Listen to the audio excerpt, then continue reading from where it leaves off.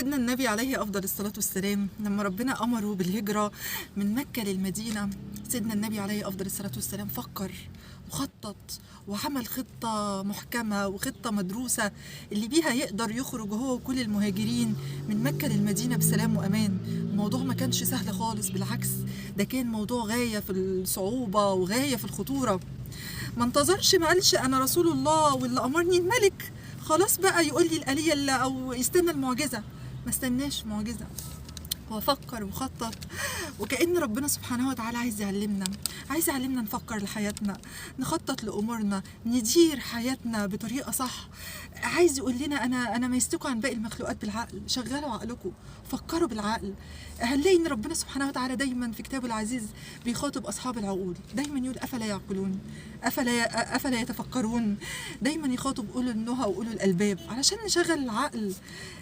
بالظبط زي اتنين اتخرجوا من نفس الكلية بنفس التقدير، واحد اتخذ سيدنا النبي عليه الصلاة والسلام قدوة ليه وخطط لحياته، واحد تاني لأ.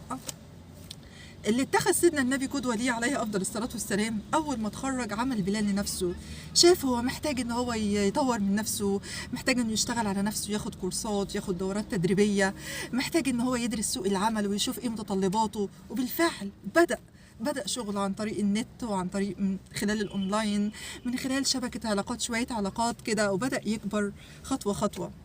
في المقابل الناحية التانية صاحبه اكتفى بالشهادة اللي خدها بعد التخرج وراح قدم في كام شركة ومنتظر، والكلام اللي بيتقال الكلام الرسمي في مثل هذه الظروف: تمام يا فندم، ان شاء الله خير، انتظر مننا تليفون، والكلام المتعارف عليه، وهو قاعد على امل التليفون اللي مستنيه. لو جينا بصينا بعد كام سنة للاتنين دول، هتلاقي اللي خطط واتخذ سيدنا النبي عليه افضل الصلاه والسلام قدوته، هتلاقيه ما شاء الله في خطوات حلوه قوي ومن نجاح لنجاح وبيكبر. هتلاقي التاني صاحبه التاني قاعد بيندب حظه، عمال يقول بقى ان بخته مش كويس والكلام اللي ملوش اي 30 لازمه دوت.